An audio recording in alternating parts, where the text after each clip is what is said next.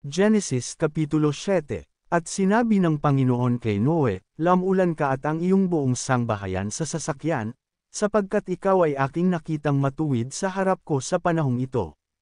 Sa bawat malinis na hayop ay kukuha ka ng tigpipito, ng lalaki at ng kanyang babae, at sa mga hayop na hindi malinis ay 2, ng lalaki at ng kanyang babae. Gayon din naman sa mga ibon sa himpapawid tigpipito, ng lalaki at ng babae, upang ingatang binhing buhay sa ibabaw ng buong lupa. Sapagkat 7 araw pa, at pauulanan ko na ang ibabaw ng lupa ng 40 araw at 40 gabi, at aking lilipulin ang lahat ng may buhay na aking nilikha sa balat ng lupa. At ginawa ni Noe ayon sa lahat na iniutos sa kanya ng Panginoon. At may 600 taon si Noe nang ang baha ng tubig ay dumagsa sa ibabaw ng lupa. At lamulan sa sasakyan si Noe at ang kanyang mga anak, at ang kanyang asawa, at ang mga asawa ng kanyang mga anak, dahil sa tubig ng baha. Sa mga hayop na malinis, at sa mga hayop na hindi malinis, at sa mga ibon at sa bawat umuusad sa ibabaw ng lupa. Ay 2 dumating kay Noe sa sasakyan, na lalaki at babae ayon sa iniutos ng Diyos kay Noe. At nangyari na pagkaraan ng 7 araw, na ang tubig ng baha ay umapaw sa ibabaw ng lupa. Sa ika-600 taon ng buhay ni Noe, ng 2 buwan, sa 17 araw ng buwan, ng araw ding yaon, ay nang asira ang lahat ng bukal ng lubhang kalaliman, at ang mga durungawan ng langit ay nabuksan. At umulan sa ibabaw ng lupa ng 40 araw at 40 gabi. Ng araw ding yaon, ay lamulan sa sasakyan si Noe, at si Sem, at si Cham, at si Yafet, na mga anak ni Noe, at ang asawa ni Noe, at ang 3 asawa ng kanyang mga anak na kasama nila.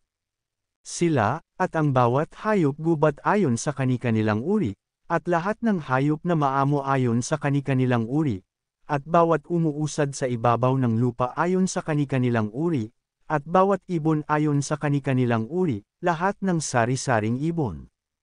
At nagsidating kay Noe sa sasakyan na 2, ang lahat ng hayop na may hinga ng buhay.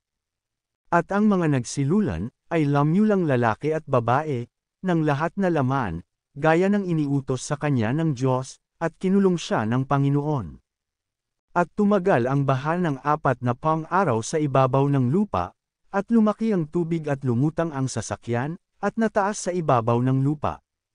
At dumagsa ang tubig at lamaking mainam sa ibabaw ng lupa, at lumutang ang sasakyan sa ibabaw ng tubig.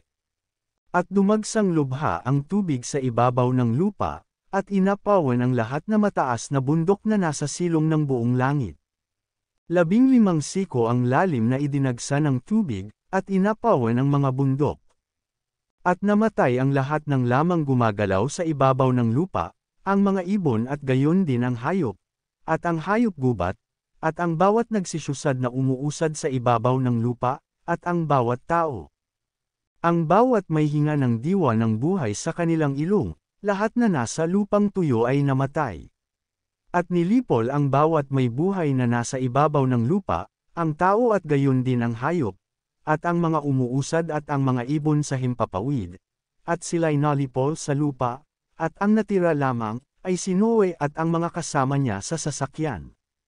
At tumagal ang tubig sa ibabaw ng lupa, ng 150 araw.